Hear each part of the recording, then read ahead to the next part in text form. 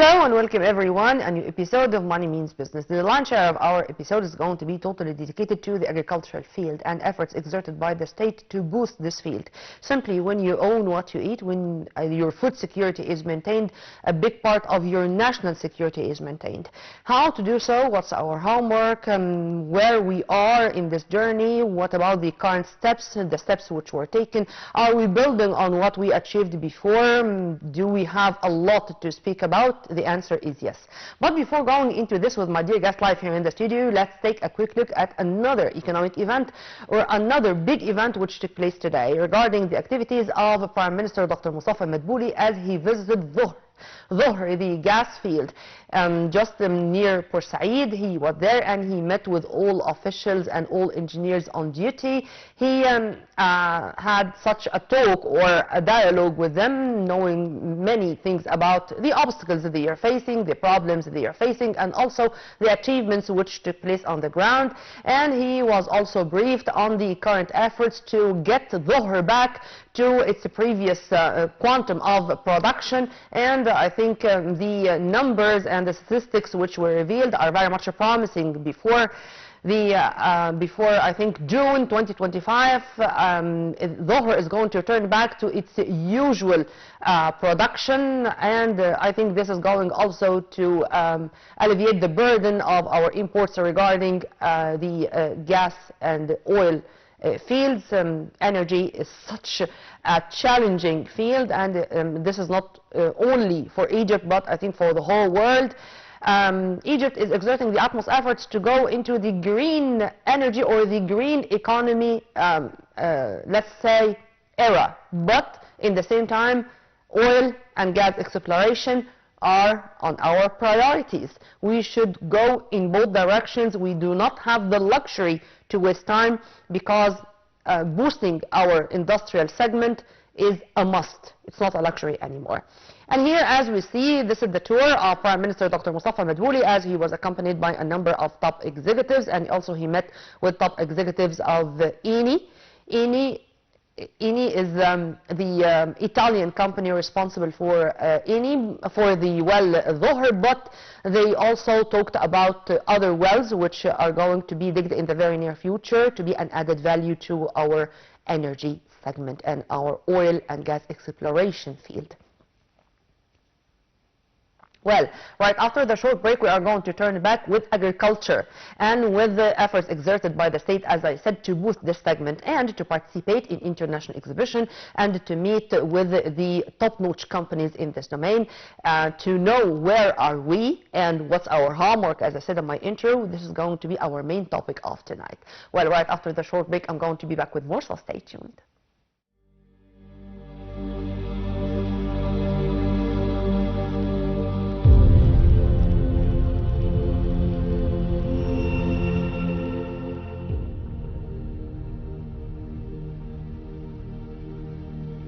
Ala Farouk, Minister of Agriculture and Land Reclamation, said on the sidelines of his participation in the activities of the Fruit Logistica exhibition held in Berlin, Germany, that the government pays great attention to developing the infrastructure of the agricultural sector and providing all forms of support and facilities for farmers and agricultural exporters. Adding that these efforts include improving irrigation and agricultural drainage networks, developing the transportation, storage and refrigeration system, and providing specialized training programs to raise the efficiency of farmers, in addition to providing the necessary funding to implement agricultural projects. He stressed that the government is proceeding with implementing ambitious plans to double the value of agricultural exports in the coming years by encouraging investments in agricultural manufacturing projects and enhancing the competitive capabilities of Egyptian agricultural products in global markets. During his visit to the exhibition, the Minister of Agriculture met with the Egyptian companies participating in the exhibition and listened to their comments on the progress they have made in increasing agricultural exports. He also discussed with them ways to overcome any challenges they may face in terms of increasing production and enhancing their competitiveness in foreign markets. In a related context, the Minister of Agriculture and Land Reclamation, Alaa Farouk, announced that agricultural exports, fresh and processed, rose to $10.6 billion, an increase of nearly 17% compared to last year. The minister stressed that the state has paid special attention to expanding the agricultural area through major reclamation projects such as the New Delta, Tushka, Wadi and Upper Egypt, which contributes to enhancing food security and increasing exportable agricultural production.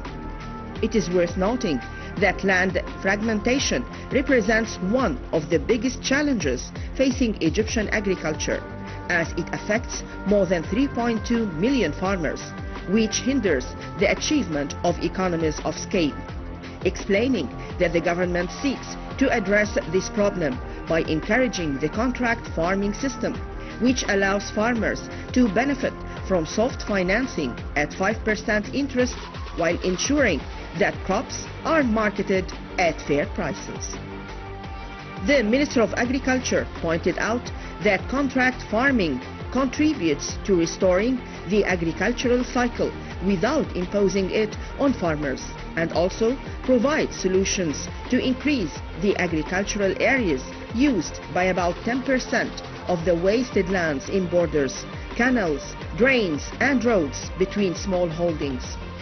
He added that the Agricultural Research Center plays a vital role in developing new strains of strategic crops with high quality and productivity, supported by agricultural extension efforts to restore its role in guiding farmers towards the best agricultural practices.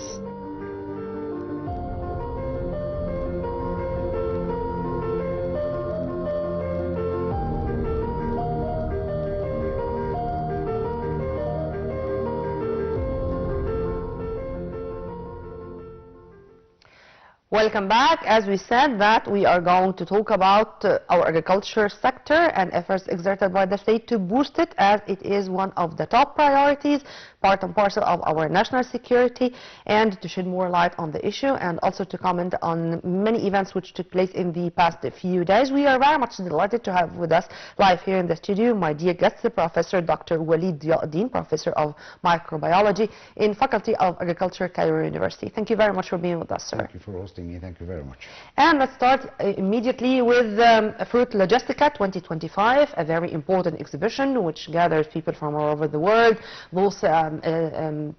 those whose specialty is agriculture and particularly fresh crops.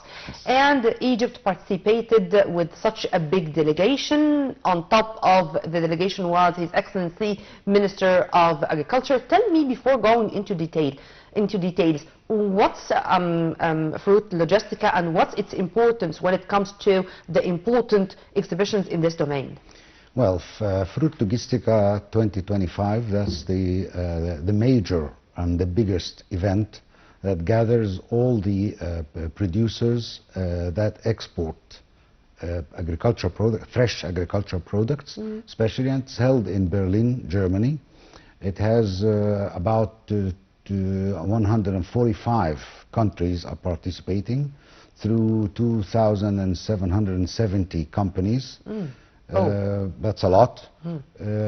Among those, we have 90 companies that are participating from Egypt, headed by His Excellency the Minister of Agriculture, of course. The importance is it's an occasion, a great event, where a gathering of decision makers and producers become together.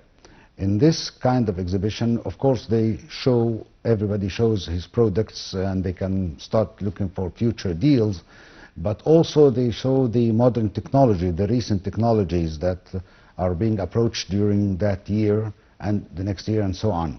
So they get to know the recent technologies, and you can start making deals to buy those machines, whatever, for any reason, but all related to fresh food and food processing. Then to ink deals is one of the priorities Yes. or the goals of participating in such an event. Exactly. And number two, to get acquainted with the state-of-the-art technologies or the new technologies in this domain. Yes. And also to ink deals, even to buy or to purchase or to transfer the know-how to Egypt via these deals. True? True.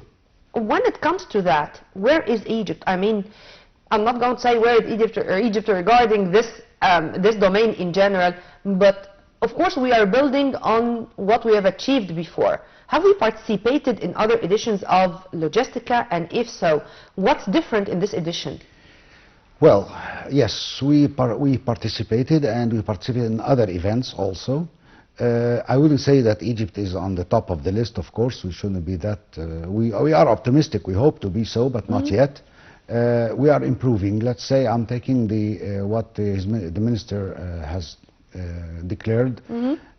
He said that we have now about 8.6 million tons are being exported of agricultural products, and this gained about equals about $10 billion, 10 point something billion. $10.6 billion, Exactly. marking a rise of 17% compared with the previous year. Exactly. This was one of my questions, by the way, regarding the numbers. Are you satisfied with the number, or we can achieve a lot more? Well, for 1 year, I'm satisfied. Okay. But we can achieve, we're talking about 17% or 20% jump in 1 year, that's fine. That satisfies me. But we can still approach better figures in the future if we take care of what we should take care about. Fruit Logistica is one of the world's most important trade shows. Let's underline the word trade here for the fresh produce business, opening the biggest industry players that bring together trade visitors from all over the world. Well, trade visitors, I think this is to take us to industry and to have this mix between both. True? Yeah, true. So trade, industry, and agriculture. Yes, they are. That mixture makes sense because we are exporting fresh food, fresh fruits, fresh vegetables. That's raw. Okay, Yeah. and we also export processed or partially processed agricultural products. Okay, to export and import, this is trading. So production, processing, and trading are in one triangle. Dr. Waleed, simply you're reading my mind, by the way. There is such a direction, or let's say presidential directives to localize industry in all domains, and of course food industries is one of the industries which we should take care of, because we can be such pioneers, particularly when it comes to the Middle East and Africa. Do you think that this is also one of the very promising fields which we can do a lot to achieve more in it? Very much. Would you please elaborate? Yeah. Want to know more? Now, if we are exporting or selling in a way or another agricultural products raw as such, Yeah. okay, that gives me a certain figure of money. But if we take that same product and process it, okay, it will be actually an added value, okay, to that product. It will become smaller in size, cheaper in exporting, I mean talking about transportation, and higher value or higher price. So definitely we have to go for this. If you think about selling tomatoes, for instance, that's one point, versus selling tomato sauce. Okay, there's a huge difference. I'm not going to give numbers, but I would say 4 or 5 times at least. Oh. Okay, at least. Okay, that's on one hand. On the other hand, you are going to create opportunities, labor opportunities, Job opportunities. Job opportunities. Yeah. We have to get opportunities for our youth to start working. If you go and create those factories or processing, you need to have those people working there. So that's an added value to the community, to the whole community. But this requires our crops to be of a special quality. Yes. How to reach this? Because without that, this is the base on which we can build on. Exactly. So, This is to spread awareness. This is how to manage every stage. I mean, starting from the very first stages to the usage of fertilizers, to the what does it? How can I call it? The things which are pesticides. Pesticides. Pesticides. Yes. Because I don't know if the term is still used until the moment or no. But anyways, all these stages, every stage had its own importance. If you want to elaborate on that, and would you please, sir, correct me if I'm wrong? No, you're right. You have touched a very hot issue in agriculture. The problem is, one of the major problems that is facing exportation of agricultural products is the quality of the product. Number one, talking about the high levels of chemicals accumulated in such products. This is regarded to the extensive use of pesticides and chemical fertilizers, more than it's needed. This is one of the issues that we should take care about. We should follow and trace our product in the field. We should raise awareness among farmers how to produce healthy and good product, okay, through good practices. Yeah. This is what we are lacking in. And I'm sorry to say that many of our agricultural products are rejected when they are exported because of this reason. This is on the one hand. On the other hand, some diseases, plant diseases, have colonized certain areas of our land, and this is transmitted to the product, especially potatoes, for instance. And this is a major problem. We have to work on this. I think we are already working on this. Insufficient work. Okay. We are working, but we need more work. But on the other hand, you would find that our citrus products, our citrus exports really did great, and there was a leap in that, and there were even reports saying that it was for the very first time the Egyptian oranges are now better or considered better than the Spanish ones, and this is something which was really amazing because when it comes to the classification, you would find the Spanish citrus on top, first, yes. But when Egypt comes first, oh, this is nice, this is great. That's something great, of course. Yeah. We have many products that are good and accepted in the market. Talking about potatoes, potatoes are there. Sweet potatoes are there. Yeah. Grapes are there. Many countries import our products, okay? In Europe and in the Middle East. I'm talking about Russia, Saudi Arabia, United Arab Emirates, Holland, Great Britain, Spain, all those are our customers. Yeah. Okay, so we can do something about it, but we need more. We need to work on not just the old land. I'm talking about the old soil. I'm talking meaning the loamy soils of the Nile Valley and the Delta, where the problems that I've mentioned, but also newly reclaimed land are needed, and I'm very happy with the new projects to extend our... Toshka, New Delta, you name it. New Delta, yeah, all that. We are about 4.5 million faddans, that's great. We have a great opportunity with this land because it's not yet polluted, and it's not yet inhabited by diseases, because it's fresh, it's virgin. So we can start from the very beginning to keep it that way, to take care of it. But you know, the layman in the street is going to say, oh, what are we doing? It's not going to be that much fruitful because it's only the Nile Delta, which is very much rich. So its soil is going to give us the biggest crops, and when you go to the desert, this needs specific crops or specific, let's say, managed crops to be suitable for that soil. True? True or in a way? In a way. Okay. So it needs special management, different management than that of the valley and the delta. Okay, but it's not impossible. Okay, and it needs some time. Of course, some people are too optimistic because they believe that those 4.5 million faddans are going to be added to our reclaimed land within 1 year. That's not true. It takes years. We should talk about at least 5 years to start producing fair production. 5 years in history of That's a not a nation lot. are nothing. That's not a lot, yes. Of course. Yes. And I think if we did not go through this very courageous and bold program to boost our agriculture land and to reclaim these lands and to have the silos and stuff like that after what happened, which just in the coming few days, the Russian-Ukrainian conflict is going to be 3 years old, yes. And this food supply issue and the food insecurity, it's a threat to the whole world, not only to us or to even the Middle Yes. East, it's to the whole world. It would have been a disaster to us. True? Yes, definitely.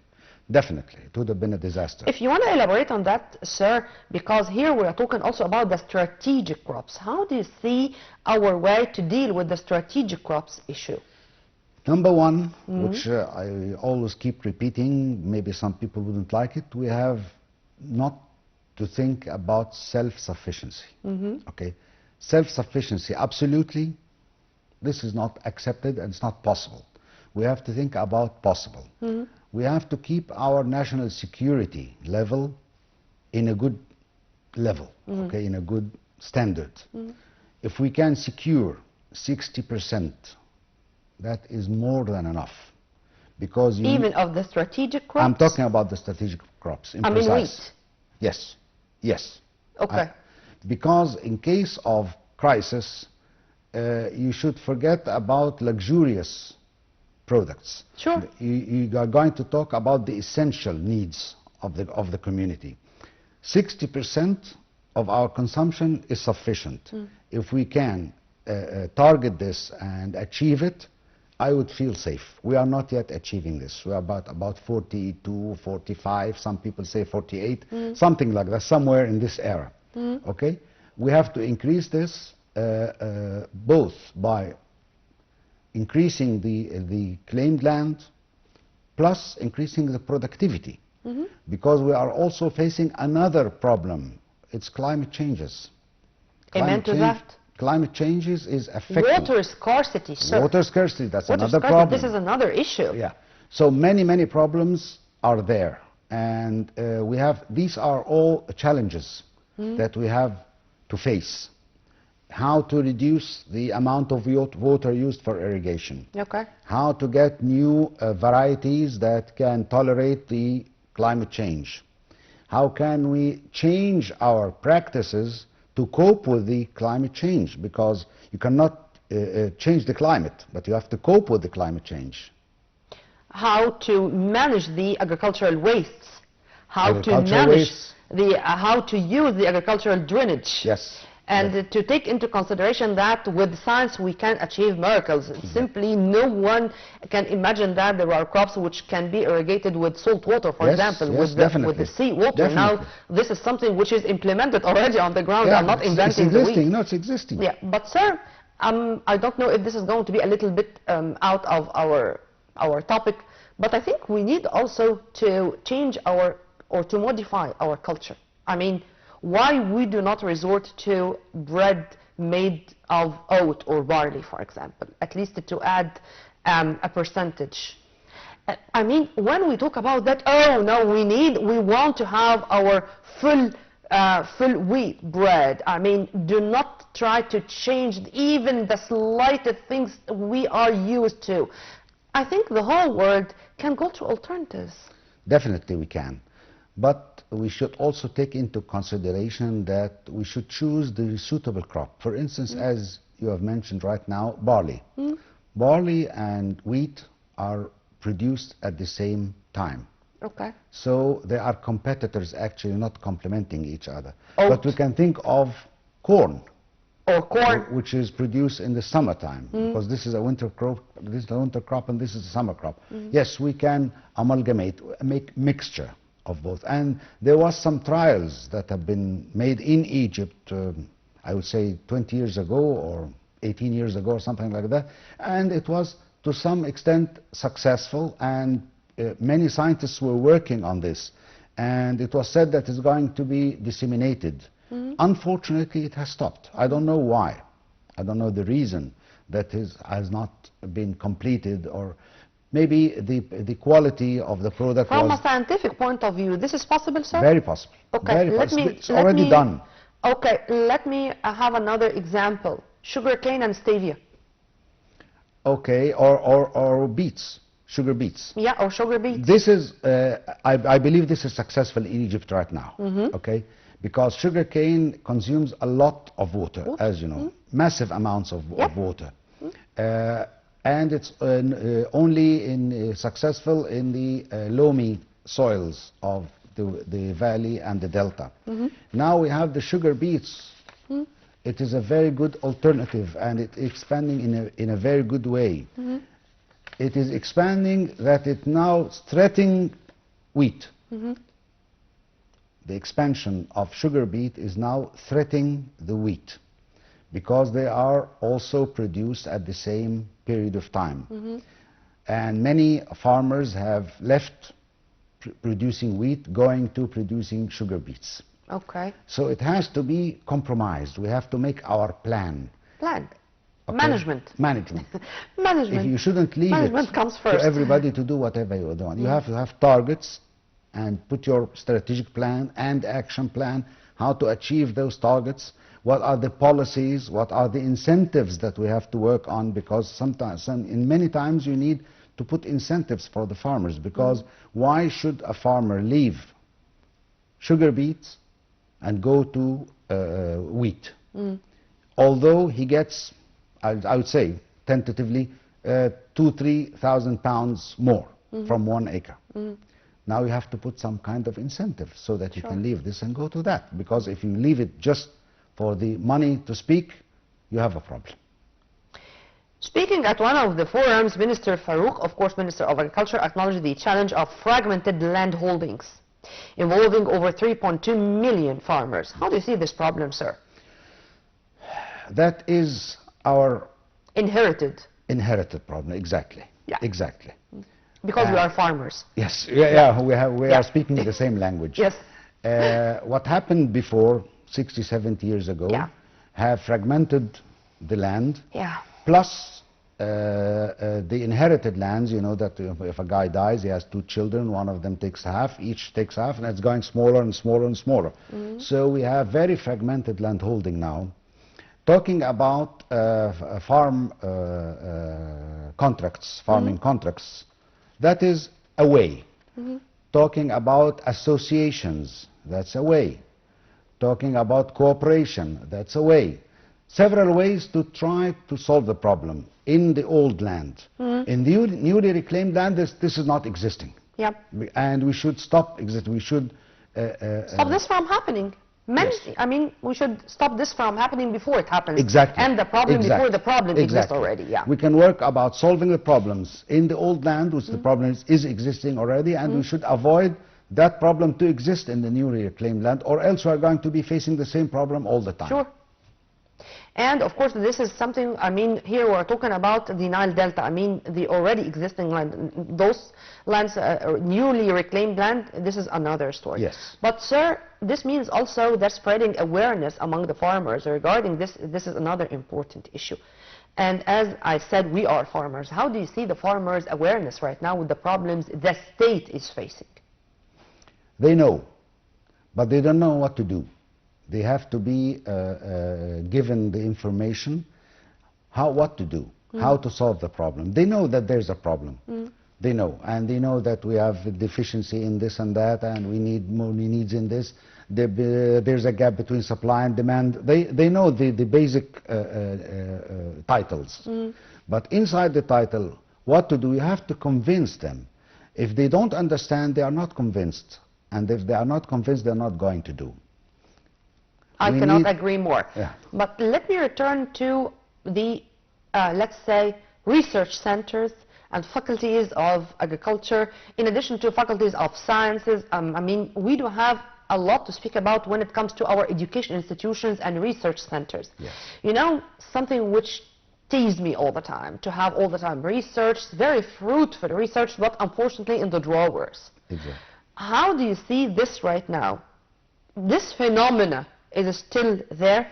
And if not, tell me about the cooperation among different research and education institutions in Egypt, since you are a professor in one of the most important ones. Well, although there are some efforts that have been done to overcome this problem, but I would say the problem is still existing. We need to look at scientific research as an essential item. Okay, it's not something supplementary. It's not. Some people are looking at it this way. We need to put enough budget now. Beg your pardon, sir, and I'm sorry for the interruption. Sure. When it comes to the budget, scientific research comes first. This is not happening, actually. And this is really happening. I mean, this is our plan. Yes. Education and health.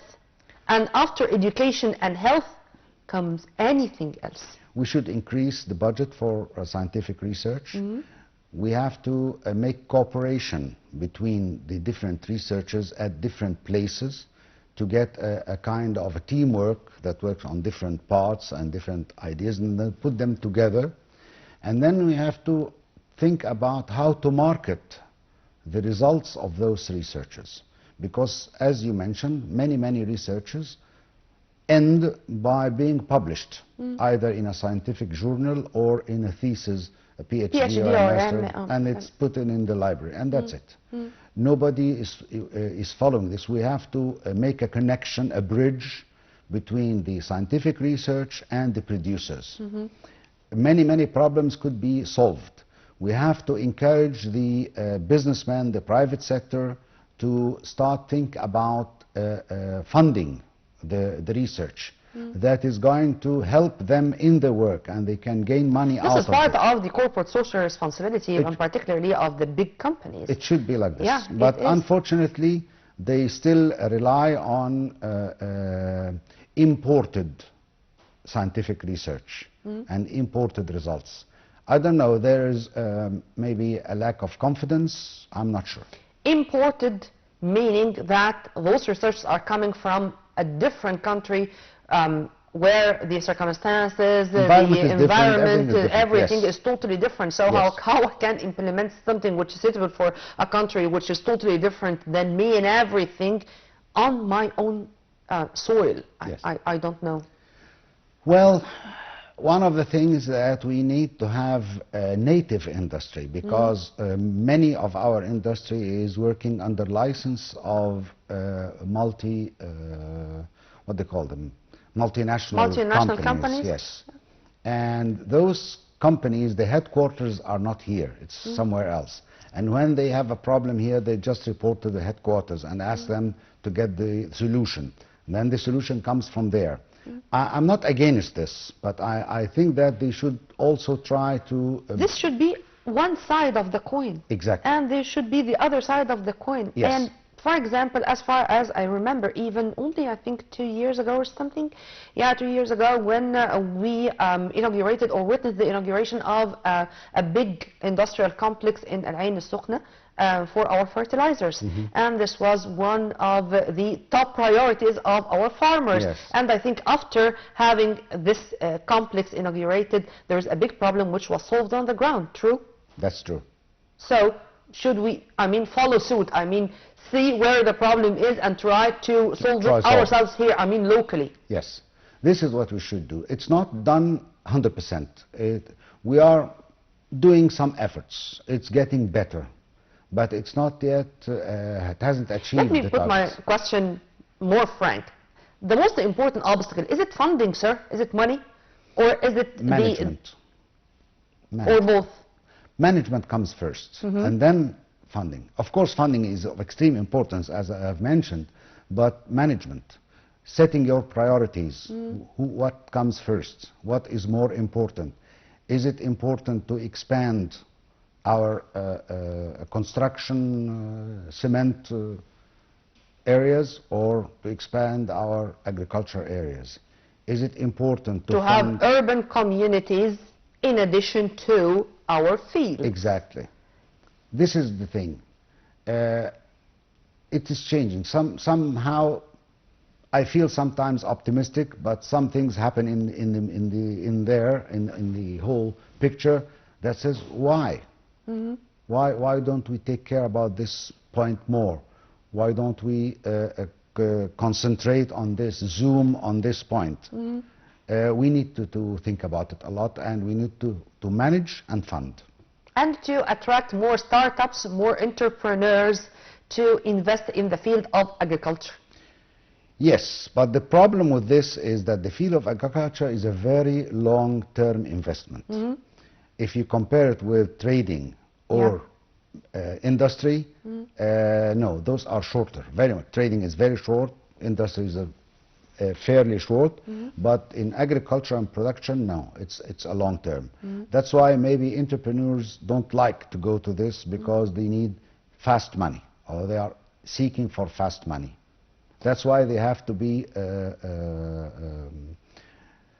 supported by the low interest rates, by things like that, you know, to give this a kind of incentive that I was talking about in a couple of minutes ago.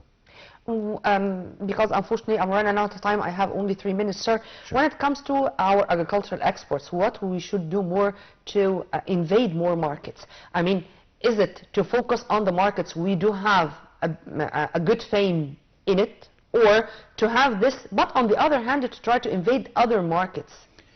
We have to reconsider the African market. Okay. Okay, it's nice to be in the European market, of course, and the Russian and the Arabian market, but we have to reconsider the African market. This is very important.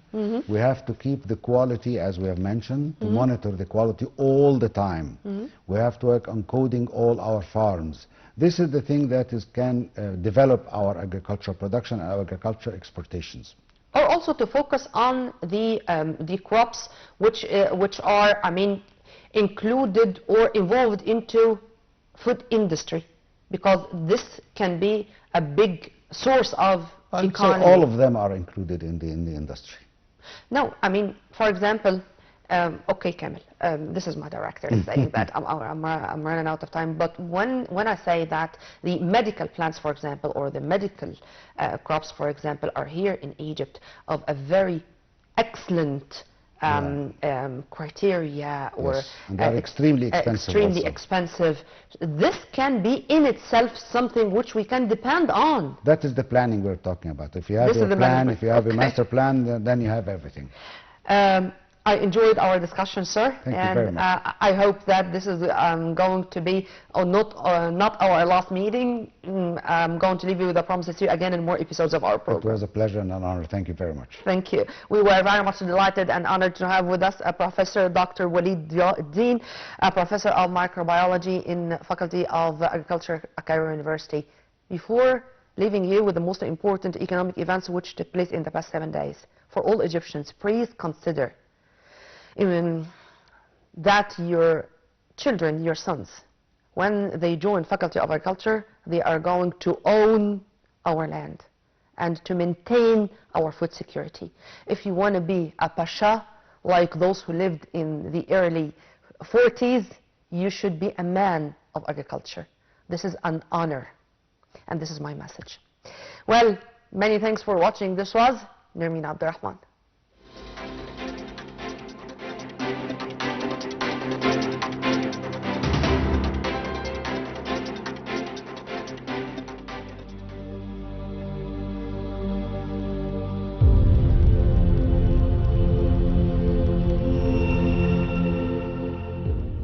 The Suez Canal Authority is participating in the 7th session of the Cairo International Boat and Yacht Show, which will be held during the period from February 6th to 9th, 2025, as part of the Suez Canal's adoption of a successful strategy in localizing the yacht industry in Egypt.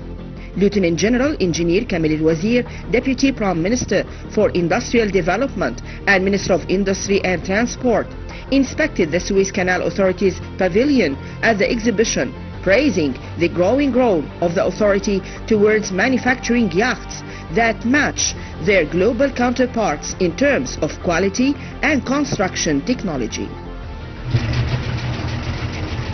Tourism indicators in Egypt during 2024 achieved the highest rates of incoming tourism ever, as the number of tourists arriving in Egypt reached about 15.78 million tourists. Minister of Tourism and Antiquities, Sherif Fathi, said that Egypt received 8.7 million tourists in the first half of the current fiscal year, noting that according to these rates, there is a possibility of reaching 17 million tourists by the end of the current fiscal year, if the averages of these indicators, which are 1.4 million tourists per month, continue during the coming period. The central bank said in a statement that Egypt's foreign exchange reserves increased by about $156 million, indicating that net international reserves reached $47.265 billion at the end of last January, compared to $47.109 billion at the end of December 2024. And total official reserves amounted to about $47.3 billion compared to $47.1 billion. Prime Minister Dr. Mustafa Madbouli announced a new oil discovery, oil gas, in the King Mariut area, stressing that this discovery represents a strong addition to the energy sector in Egypt and enhances its position as a regional center for energy production and export. And it is expected that the composition in this area indicates the existence of more than one discovery in the coming period, pointing to the state's regularity in paying the dues of foreign partners, which prompted them to expand exploration work, and the returns began to appear during the current period. During his meeting with the ambassador of the Kingdom of Morocco, Deputy Prime Minister for Industrial Development, Minister of Industry and Transport, the Egyptian government plans to participate in implementing projects related to the 2030 World Cup, which will be held in Morocco, noting that Egyptian companies are ready to implement infrastructure projects and sports facilities for the 2030 World Cup. For his part, the Moroccan ambassador welcomed the proposal, stressing that Egyptian companies should participate in the tenders for these projects, in addition to the need to hold intensive meetings between officials from both sides during the coming period to discuss activating this cooperation.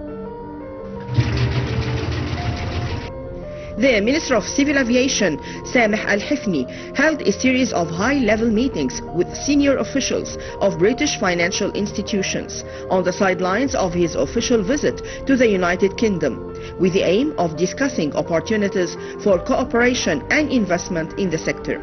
The minister met at the Egyptian Embassy in London with a delegation from Standard Chartered Bank, one of the largest British banks specializing in providing banking and investment services, where the two sides discussed ways to finance civil aviation projects in Egypt, discuss mechanisms for financing the development of Egyptian airports, enhancing the aircraft fleet, and improving the level of services. Stephen Gimbert, the World Bank's Regional Director for Egypt, Yemen and Djibouti, said that preparations are underway for the second phase of Egypt's budget support program to be paid during this year, after the completion of the first phase in the middle of last year, with a value of $500 million. It is worth noting that the World Bank announced a financing package for Egypt in March 2024, amounting to $6 billion, half of which is allocated to support the general budget, and the other half to support the private sector. President Abdel Fattah al-Sisi met with the Prime Minister Dr. Mustafa Madbouli, Dr. Amr Talat, Minister of Communications and Information Technology, and Lieutenant General Ashraf Zahir, Director of the Egyptian Military Academy. The meeting discussed enhancing digital exports as one of the axes of national economic development, as well as the efforts made to enhance Egypt's competitive capabilities in this field and make it one of the most prominent global destinations for investments by companies operating in the field of exporting digital services, including software, in light of the competitive advantages that Egypt possesses in this regard, which include geographical location and the availability of qualified human cadres.